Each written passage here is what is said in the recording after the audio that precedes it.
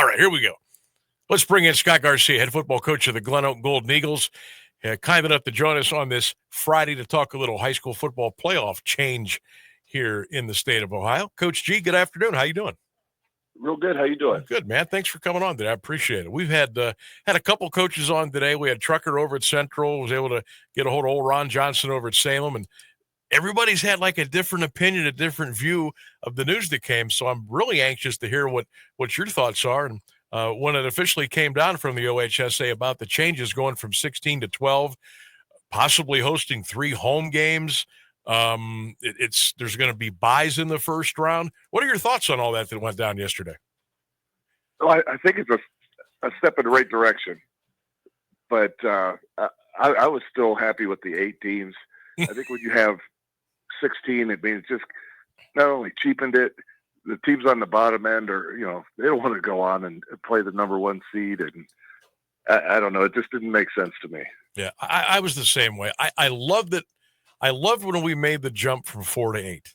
I thought that was absolutely perfect. And then everything went haywire when 2020 got here. I guess it's going to be a trial. They're going to come back and talk about how it goes at the end of the year, and then they'll probably make another decision, and we'll have to go with it. But 8 is great. We'll probably never see 8 again. I'm certainly hoping we don't see 16 again. Is there any way that would happen in your mind? They made a lot of money off of it. I mean, let's call it what it is. I mean, that's 100% what it came down to. I forget what the number was, but it was somewhere between $2 and $3 million that first round made. Yeah. And I've been on both ends of it. We've been the highest seed, we've been the lowest seed. Mm-hmm. And when you're the lowest seed, it's not, you have a horrible season and they stick you in playoffs against St. Ed's or St. Ignatius or, one of those. And, it's not good. You want your season to end. Yeah, it's like, oh, here's your reward. Now get on the bus for an hour and a half and go up and play, one of the best teams in the country. No, it's not. It's not good for the number 1 seed either. It's not. It's not. And the spin out of Columbus was, well, we want to give the schools, the kids, the opportunity and to build memories of a lifetime and this and that. I'm like, what the hell kind of memory is it to go get smoked in a running clock and maybe get a couple kids hurt? I mean, that's not a memory that I want. No, not at all.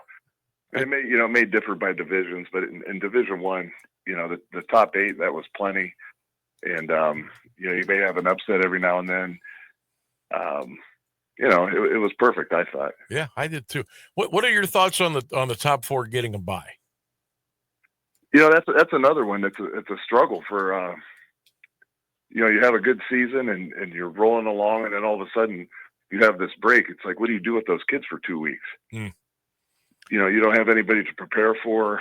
It upsets your schedule, your routine, and it may hurt some of those teams. Yeah, I'm thinking, and I don't know how many times it's happened to you in your coaching career, whether it was an assistant or a head coach. And let's just say that school X had to cancel a game, or they had to forfeit, or maybe a levy didn't pass and the game was taken off the board. And you're like, okay, what are we going to do the rest of this week? How are we going to keep these kids focused in practice, knowing that come Friday night, the ball's not going to go on the tee? So I can certainly see that as being a detriment maybe in the postseason. Yeah, I mean, there's no question, especially like I said, you're used to a set routine, the preparation, the days of the week, and it just throws everything off. Scott Garcia, head coach of Glen, joining us here on the Sam Bourquin Show, 1310 WDPN. We got Coach for about another 90 seconds before we get to the top of the hour. I am the firm belief, and I hope this goes back. It probably won't. I think everything should be wrapped up, Coach, in 15 weeks. Regular season, playoffs, crown your champion. 16 to me is too long. What are your thoughts? I agree. I mean, I've done the 15 weeks before, and it's a grind.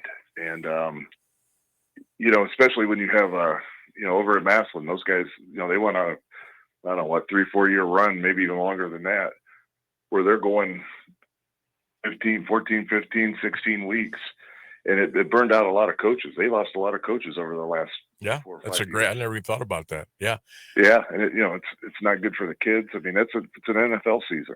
Yeah. I mean, and I think it was Coach Johnson brought up the fact that this year in the college football playoffs, they went to the bye, and 4 of the top 8 seeds lost their first game. Exactly. So it's like, where exactly are we going here? Well, Coach, I appreciate you. That had something to do with it. Yo, absolutely, positively. Well, Coach, I appreciate you coming on for a few minutes today. Happy Father's Day to you. Have a great weekend, and I'm sure we'll see you over at the St. Harlumbus coming up here in a couple of months. That's coming up quick. I know. Be here before we know it. Enjoy the summer, my man. All right. Thanks a lot. You got it. Scott Garcia, Glen Oak, joining us here on the Sam Bourquin Show.